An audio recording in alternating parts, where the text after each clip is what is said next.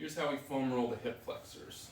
Okay, the hip flexors are right in this area here, so we want to try to position our body in a way that'll put pressure here. Okay, the best way to find where we're foam rolling is to find the head of your femur, the bony part of this long leg bone, and then find the crest of your pelvis here, bony part there.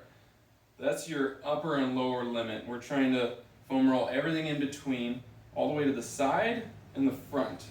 Okay, everything in between there. That's where we're foam rolling.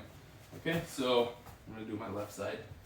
So I like to start the front part of my hip flexors like this. I'm trying to let as much of my body weight push into the foam roller as I can, and I'm slowly moving my way more towards the outside part of my hip flexor there. Okay.